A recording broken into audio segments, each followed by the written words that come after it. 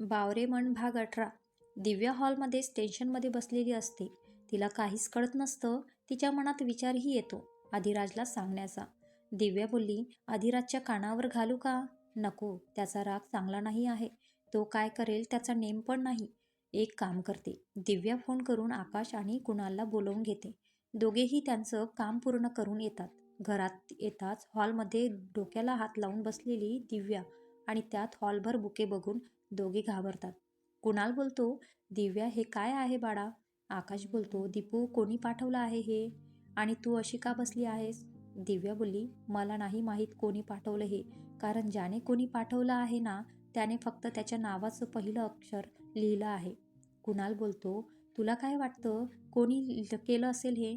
दिव्या बोलली, मला नाही सांगता येणार, पण मला ना तुम्हाला अजून एक गोष्ट सांगायची आहे.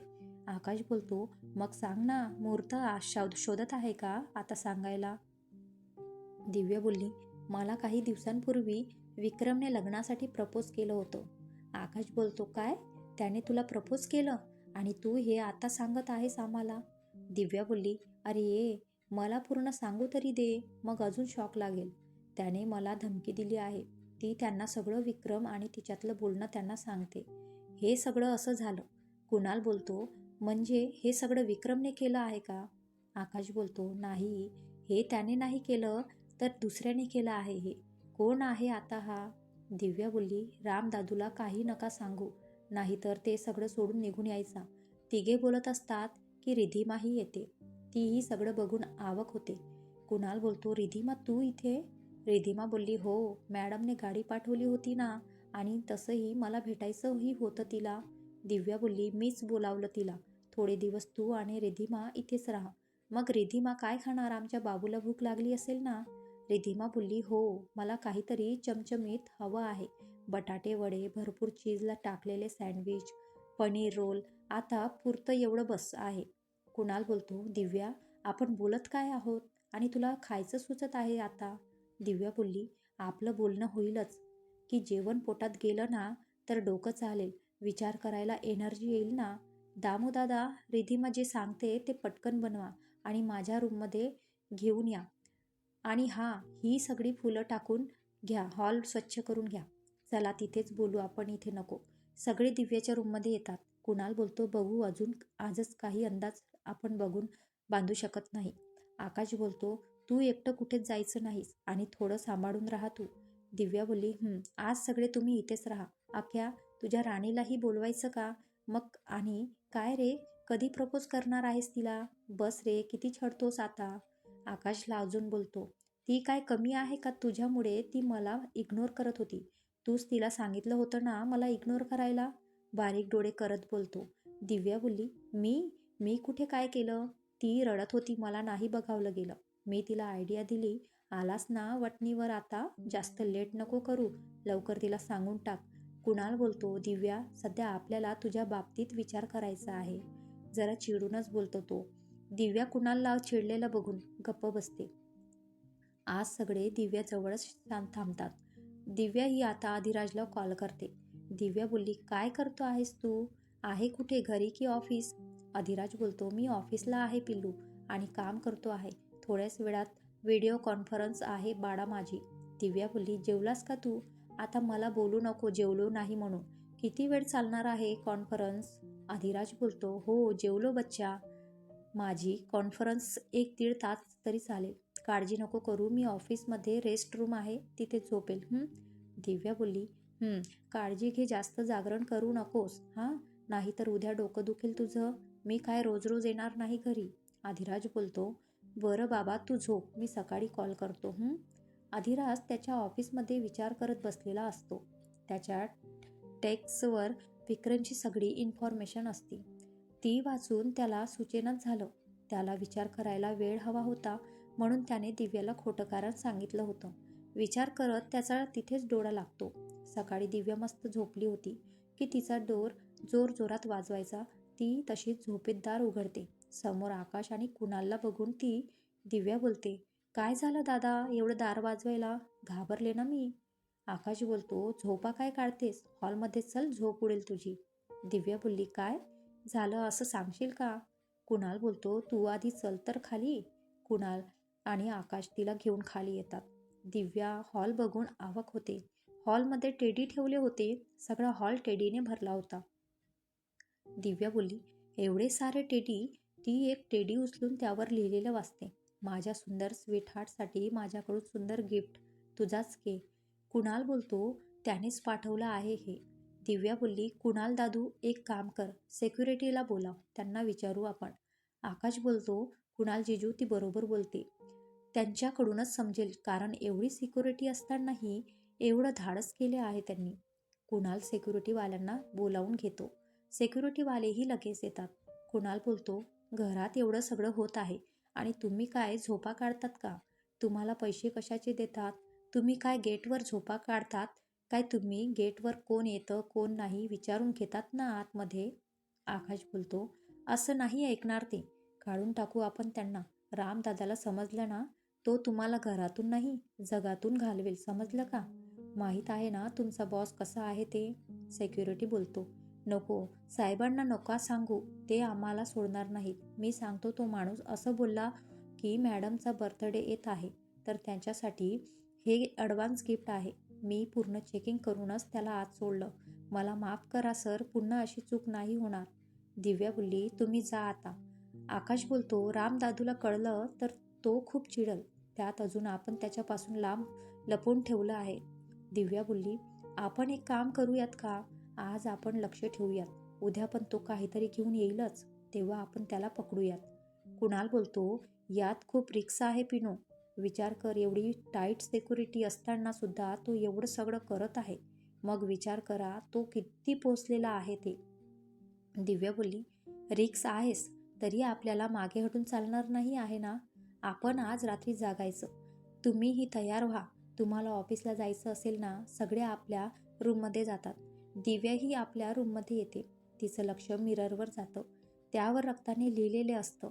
ती मोठ्याने ओरडत कुणाल आणि आकाशला आवाज देते. कुणाल आणि आकाश धावतच तिच्या रूममध्ये येतात.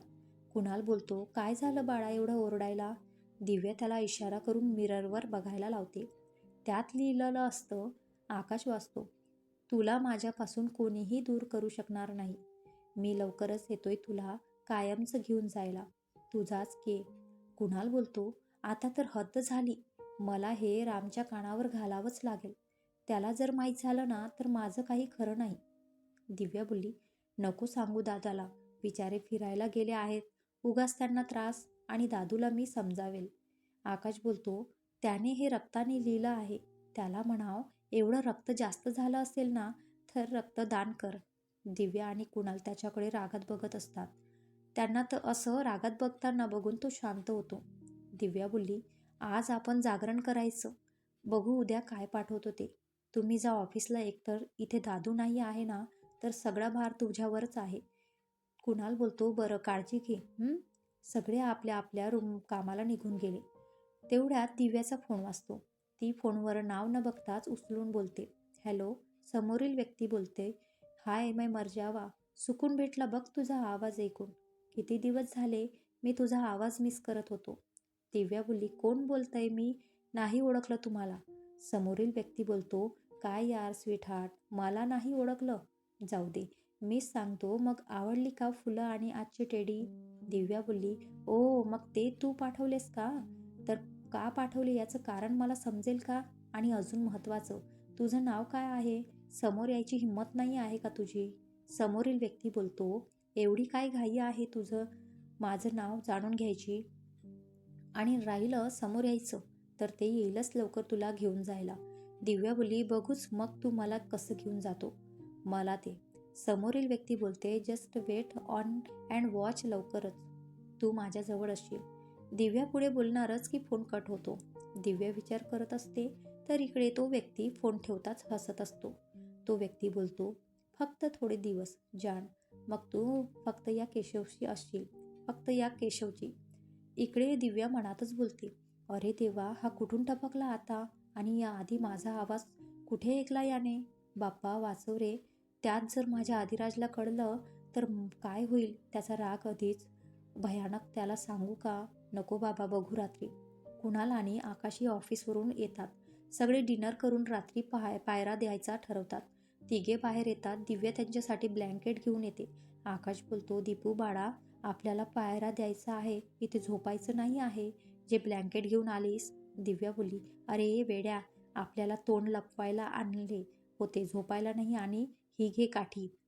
कुणाल बोलतो, दिव्या बाळा, आपल्याला फक्त लक्ष ठेवायचं आहे, मारामारी नाही. सध्या पुरतं त्या काठ्या बाजूला ठेव. दिव्या, कुणाल आणि आकाश लक्ष ठेवत असतात. थोड्या वेळ असताच जातो. आकाश उभं राहून डुलक्या देत असतो. काही वेळात दिव्याच्या रूमजवळ आवाज येत असतो, म्हणून दिव्या कुणालला आवाज देते. दिव्या बोलली, कुणाल दादा, चल तिकडे बघू. आणि ये अक्या, उठ, झोपतं काय काढतो आहेस? आकाशच्या पाठीत ठपका घालून बोलती. कुणाल आणि आकाश हळूच तिथे जातात. दिव्या एक काठी घेऊन त्याच्या मागे येते. आकाश पटकन त्या मुलाच्या अंगावर ब्लँकेट टाकतो. दिव्या आणि कुणाल त्याला काठीने मारत असतात, पण तो झटपट करून त्यांना थांबवतो. तिघांनाच लक्ष जाताच तिघे एक साथ ओरडतात. दिव्या, कुणाल, आकाश बोलतो, तू. आकाश आणि दिव्या त्याला मारत असतात. तो जोर लावून स्वतःची सुटका करून घेतो. तिघे तर त्याला बघून शॉक होतात. दिव्या बोलली, अधिराज. घाबरून ती काठी तशीच फेकून देते. कुणाल बोलतो, अधिराज, तू यावेळी इथे काय करतो आहेस? आकाश बोलतो, हो ना, तेही लपून छपून. हा. दिव्या बोलली, अरे तुम्ही दोघे गप्प बसता, त्याला बोलू द्याल का तुम्ही? अधिराज बोलतो, दिव्या, तुझा फोन कुठे आहे? कधीपासून फोन करत आहे मी. मला काळजी वाटत होती म्हणून तुला भेटायला आलो मी. पण तू इथे तर माझ्या स्वागताची फुल तयारी करून बसली होतीस. दुसऱ्या पाठीला हात लावत दिव्या बोलली, सॉरी ना, आम्ही तर फक्त लक्ष ठेवत होतो. आम्हाला वाटलं चोर आला. खूप लागलं का? कुणाल बोलतो, पण तू दिव्याला का फोन करत होतास हां? आकाश बोलतो, कारण त्या दोघांचं पॅचअप झालं आहे. दिव्याने अधिराजला माफ केला आहे. दिव्या आणि अधिराज त्यांच्याकडे डोळे फाडून बघत असतात. दिव्या बोलली, तुला कसं माहीत? आकाश बोलतो, जयपूरला तुम्हा दोघांना एकत्र रूम बाहेर पडताना बघितलं होतं. दिव्या बोलली, जाऊन सगळे झोपा. बस झालं पाहायला देणं. आणि हो, सगळ्या प्रश्नांची उत्तरे मी तुम्हाला सकाळी देते. चल अधिराज. दिव्या कोणाचंही काही न ऐकता अधिराजचा हात धरून ओढतच आतमध्ये घेऊन जाते. आकाश आणि कुणाल ही सकाळी बोलू म्हणून रूममध्ये झोपायला निघून जातात. दिव्या ही अधिराजला तिच्या रूममध्ये आणत बेडवर बसवते. फर्स्ट अँड बॉस काढून त्याच्या समोर येते. अधिराज बोलतो, काय आता? लाव ना, चिडून बोलतो. दिव्या बोलली, आधी तुझा शर्ट काढ, तरच मला लावता येईल ना. अधिराज त्याचा शर्ट काढतो. दिव्या त्याच्या पाठीकडे बघते. काठीचे वड त्याच्या पाठीवर उठलेले असतात. ती हळूहळू साफ करत असते. त्याला त्रास होताना बघून तिच्या डोळ्यात पाणी येतं, पण ती रोखते. पाठीला क्रीम लावून झाल्यावर ती पुढे होतं. त्याच्या डोक्यावरती जखम साफ करून त्याला ड्रेसिंग करून देते. अधिराज तिच्याकडे एकटक बघत असतो. तिच्या डोळ्यात पाणी बघून अधिराज बोलतो, का रडते आहेस? नाही दुखत आहे मला. तू मल्लम लावलास ना, होईल बरं. हां, एक असं औषध आहे जे तू मला दिलंस ना, तर मी लगेच बरा होईल. तिच्या डोळ्यात बघत दिव्या बोलली, कोणतं औषध? बोलताना ती ब्लश करत होती. अधिराज बोलतो, माहीत आहे तुला मी काय बोलतो ते. ओठांवर ओठ ठेवत दिव्या बोलली, तुला आरामाची गरज होत आहे, झोप तू. अधिराज बोलतो, देतेस की मी घेऊ? मग तुला माहीत आहे मी काय करतो ते. दिव्या बोलली, तू मला नेहमी जबरदस्ती किस नाही करू शकत. आणि मला घाबरवू तर अजिबात नको, कारण मी तुला घाबरत नाही. अधिराज बोलतो, मी करू शकतो तुला किस, कधीही, कुठेही. हा. अधिराज पाटील नाही घाबरत कोणाला, समजलं? दिव्या बोलली, माझ्या दादूलाही नाही घाबरत ना. तू त्याच्या समोर तर तू एकदम भिकी बिल्ली. दिव्या अधिराजला चिडवत असते, त्यात तीही हसत असते. पण तिचं हे हसू फार काळ टिकत नाही. का म्हणजे काय? अधिराजने तिच्या ओठांचा ताबा घेत तिची हसू बंद केलं होतं. दिव्या त्याच्यापासून दूर होते. अधिराज बोलतो, आता आली मला एनर्जी, आता मस्त झोप लागेल. दिव्या बोलली, तू नेहमी असंच करतोस, जा बाबा कट्टी तुझ्याशी. लटका राग दाखवत अधिराज बोलतो, मी असाच आहे, मी तुला असाच गोड त्रास देत जाईल. ही तर सुरुवात आहे, आगे आगे देखो होता है क्या. आणि चल, मला तुझ्या मांडीवर झोपावं. दिव्या बोलली, बघू कोण कोणाला त्रास देते ते. मी आहे आणि तूही आहे. त्याच्याकडे पाठ करून उभी राहते. अधिराज तिला मागून मिठी मारत तिच्या कानात. अधिराज बोलतो, आपण आता भांडण नंतर करू, आता झोपायचं काय? दिव्या बोलली, तू झोप बेडवर, मी झोपते सोफ्यावर. त्यात तुला लागलं आहे. चुकून माझा धक्का लागला तर तुला दुखेल. अधिराज बोलतो, नको, बेडवरच झोप, मला बोलायचं आहे तुझ्याशी. दिव्या बोलली, बरं बाबा ये. दिव्या बेडवर जाऊन बसते. अधिराजही तिच्या मांडीवर डोकं ठेवून झोपतो. ती त्याच्या केसातून हात फिरवत अधिराज बोलतो, मला सांग, एवढ्या रात्री तुम्ही तिघे बाहेर काय करत होतात? आणि हो, खोटं बोलून मला विनाकारण चिडवायला लावू नकोस. जे आहे ते सगळं सांग. त्याच्या आवाजाला घाबरून दिव्या बोलली, हो सांगते. एवढं मला का घाबरतोस आहे? ती त्याला सगळं सांगते. जसं जसं ती सांगत होती तसं तसं अधिराजच्या चेहऱ्याचे एक्सप्रेशन बदलत होते. म्हणून आम्ही पाहायला देत होतो. त्या विक्रमाची कमी होती का आपल्या आयुष्यात? जो हा नवीन मजनू आला, काय करावं कळत नाही आहे. दिव्याचं बोलून झाल्यावर दिव्या अधिराजकडे बघते की तो काय बोलेल, पण त्याचा चेहरा निर्विकार होतो. अधिराज बोलतो, आपण लग्न करूया का? दिव्या बोलली, पण जेव्हा तिला कळतं तो काय बोलला तर ती जोरात किंचाळते. अधिराज बोलतो, काय एवढी किंचाळत आहे तू? कानावर हात ठेवत दिव्या बोलली, किंचाळू नको तर काय करू? रात्रीच्या 2 वाजता तू मला आपण लग्न करूया म्हणून सांगतो आहेस? अधिराज बोलतो, हो, आपण लग्न करूया. सगळे प्रॉब्लेम सॉल्व्ह होईल. दिव्या बोलली, ते कसं सांगाल का? अधिराज बोलतो, आपलं लग्न झालं की हीच गोष्ट आपण त्याच्यापर्यंत पोचवायची. म्हणजे तो कोणी के आहे तो आपला पिच्छा सोडेल. आणि राहिला विक्रम, त्याचा मी बंदोबस्त केला आहे. दिव्या बोलली, तुला वेळ लागलं आहे का आधी? दादू कधीच तयार होणार नाही आपल्या लग्नाला. त्यात मला हे टेन्शन आहे. जेव्हा दादूला हे कळेल की त्याच्या बहिणीने त्याला दिलेला प्रॉमिस तोडला आहे तर तो काय करेल याची मला भीती वाटत आहे. अधिराज बोलतो, काय करेल तुझा दादू? जास्तीत जास्त माझा जीव घेईल ना? हो ना, घेऊ दे.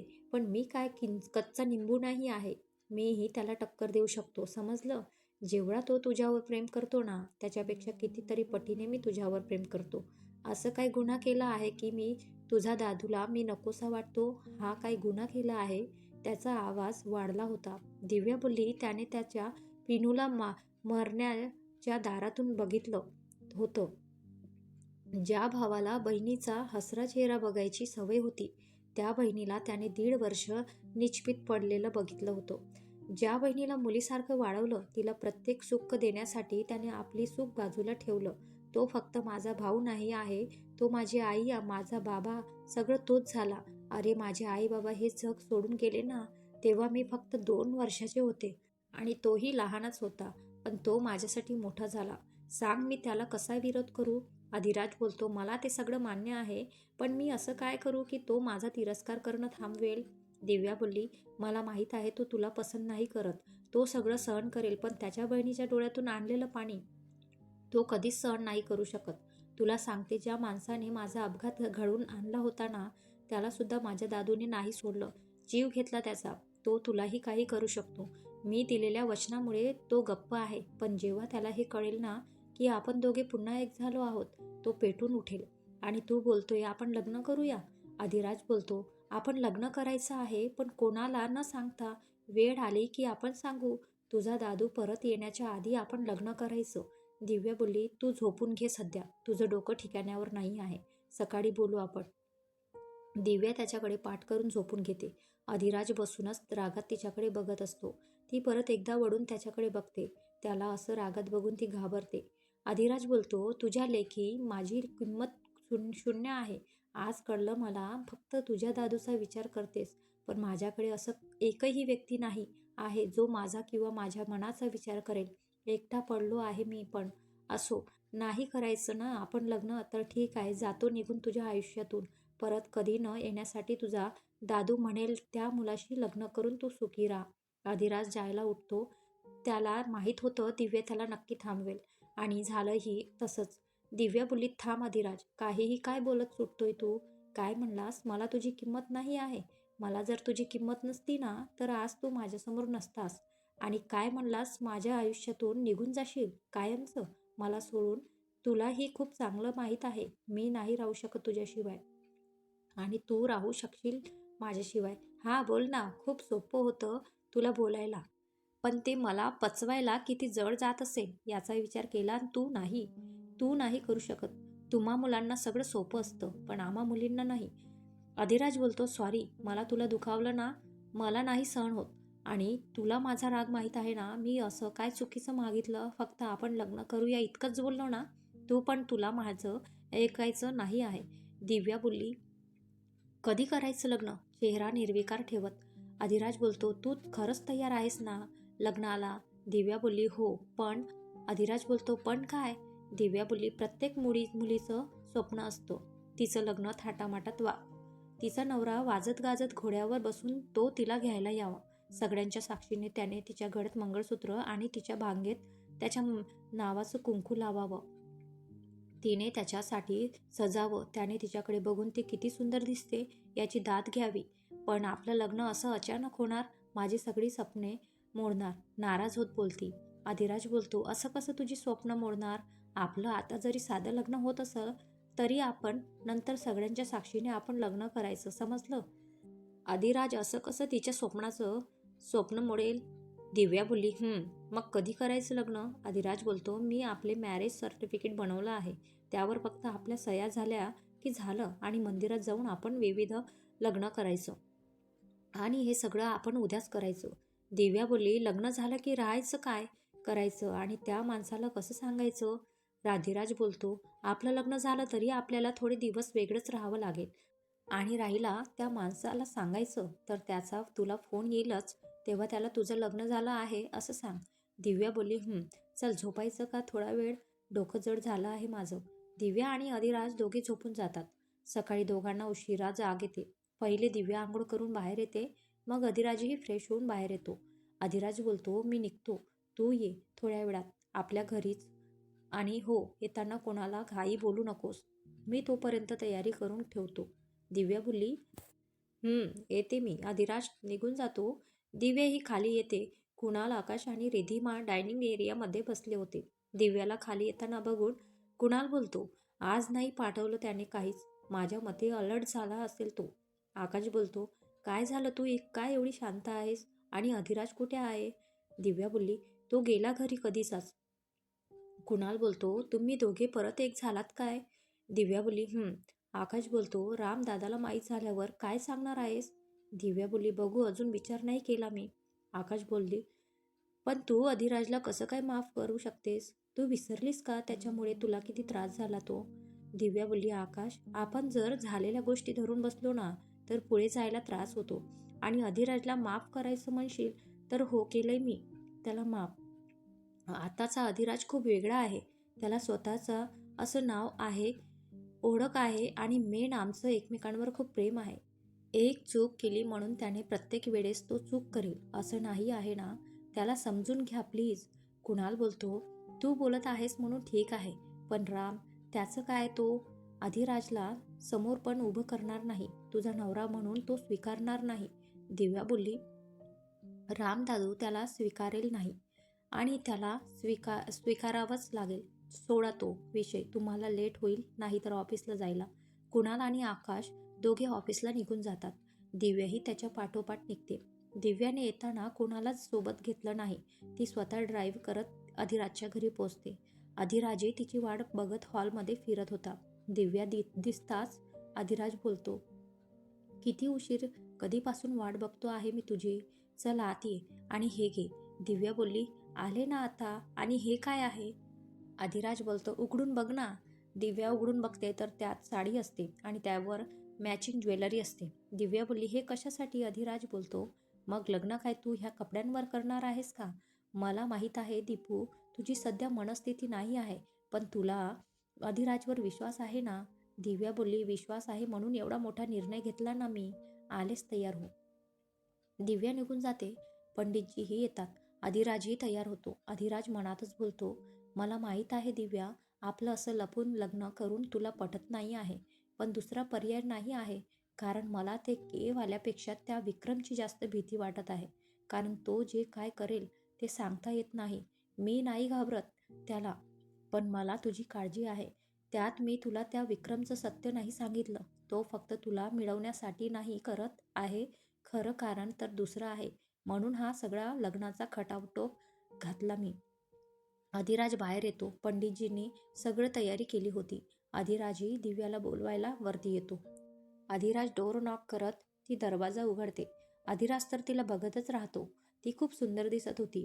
हिरव्या रंगाची गोल्डन काठ असलेली पैठणी, त्यावर मॅचिंग बांगड्या, गळ्यात सोन्याचा नेकलेस, नाकात नथ, पायात पैंजण, केसांचा आंबाडा बांधून त्यात माळलेला गजरा, हलकासा मेकअप आणि ओठांवर लिपस्टिक, कपाळावर टिकली. दिव्या बोलली, कशी दिसते आहे मी? त्याला चिमटा काढत. अधिराज बोलतो, आऊच, सुंदर, चल खाली जाऊ. अधिराज आणि दिव्या खाली येतात. दोघे पाटावर बसतात. पंडितजी मंत्र उच्चार करत असतात. दिव्याच्या मनाची धडधड वाढत होती. अधिराज तिच्या हातात हात ठेवत डोळ्यांनी तिला शांत करतो. पंडितजींच्या आवाजाने ती भानावर येते. पंडितजी बोलतो, दोघांनी एकमेकांना वरमाला घाला. अधिराज आणि दिव्या एकमेकांना हार घालतात. पंडितजी अधिराजला सांगून मंगळसूत्राची पूजा करून तिच्या गळ्यात घालवायला सांगतात. अधिराज तिच्या गळ्यात मंगळसूत्र घालतो. मंगळसूत्र गळ्यात घालतच दिव्याचे डोळे भरून येतात. अधिराज तिच्या भांगेत कुंकू भरतो. ती तिचे डोळे मिटून घेते. दोघेही सप्तपदी साठी उभे राहतात. हातात हात घेत दोघेही सातवचन घेतात. पंडितजी बोलते, आजपासून तुम्ही दोघे पती पत्नी झालात. मोठ्या लोकांचा आशीर्वाद घ्या. आजपासून दिव्या मिसेस दिव्या अधिराज पाटील झाली होती. दिव्या बोलली, आता आशीर्वादाचं काय, घरात कोणी आहे मोठं? अधिराज, तिकडे बघ, तुझं सरप्राईज. दिव्या बोलली, तिकडे बघत बिझी? बिझी बोलली, मी असताना तुम्ही बिन आशीर्वादाचे कसे राहाल? बिझी त्यांच्या जवळ येते. अधिराज आणि दिव्या दोघी मिळून त्यांचा आशीर्वाद घेतात. अधिराज बोलतो, स्वीट हार्ट, सांग, तुझ्या नासूनेला सारखं टेन्शन घेते आणि मलाही त्रास देते. तिला चिडवत दिव्या तिच्याकडे मोठे डोळे करून बघत असते. अधिराजही बिजीच्या नकळत तिला डोळा मारतो. दिव्या बोलली, बिझी तुम्ही बसा ना, तुम्हाला पाणी आणते. बिझी बोलली, का नौकर माणसं नाही आहेत का? अधिराज बोलतो, अगं त्यांना मी आज हाफ डे सुट्टी दिली, जेवण बनवून गेलीत ती. बिझी बोलली, चला मग आपण जेवण करून घेऊ. अधिराज आणि बिझी डायनिंग टेबलवर येऊन बसतात. दिव्या सगळं जेवण गरम करून डायनिंग टेबलवर आणत असते. अधिराजही तिची हालचालवर लक्ष देत असतो. तिची साडीतलं रूप, त्यात गळ्यातील मंगळसूत्र आणि भांगेत कुंकू, त्यात कमरेत खोचलेला पदर, तिच्या बांगड्यांचा आवाज त्याला सुखावत होता. तो उठून तिच्या मागे उभा राहतो. बिजीचं लक्ष नाही आहे बघून मागूनच तिला मिठी मारतो. दिव्या घाबरून. दिव्या बोलली, अरे काय करतो आहेस तू? बिझी बघतील ना, सोड ना. अधिराज घाबरून. अधिराज बोलतो, मी नाही सोडणार तुला. तू आता माझी बायको आहेस. बिझीचं लक्ष नाही आहे आपल्याकडे आणि तिलाही माहीत आहे आपलं आज लग्न झालं आहे ते. दिव्या बोलली, जास्त लाडात नको येऊस. लग्न झालं असलं ना तरी अजून आपल्यात काही नाही होऊ शकत. समजलं? सो अंतर ठेवा साहेब. अधिराज बोलतो, तुला वाटतं का मी तुझं ऐकेल? आधी कधी ऐकलं नाही, आता तुझं ऐकेल? थोड्या वेळात रूममध्ये ये, तुझ्या सह्या द्यायच्या आहे. दिव्या बोलली, बिझी बोलली, अरे जेवण गरम करायला एवढा वेळ लागतो का तुम्हाला? हसत बोलती. दिव्या अधिराजला बाजूला करत बाहेर येते. ती सगळ्यांना जेवण वाढते. जेवण झाल्यावर दिव्या अधिराजला बोलते. दिव्या बोलली, अधिराज, मला निघावं लागेल घरी. रिधिमा एकटी आहे. मी आलेच चेंज करून. दिव्या रूममध्ये जाते. अधिराजही तिच्या मागे जातो. अधिराज बोलतो, मी मदत करू का काही? खट्याळ हसत. दिव्या बोलली, काही नको, मी करू शकते, समजलं? दिव्या बाथरूममध्ये निघून जाते. कपडे चेंज करून बाहेर येते. बाहेर आल्यावर अधिराज बोलतो, आज थांब ना इथेच, उद्या जा. दिव्या बोलली, उगाच हट्ट नको करूस.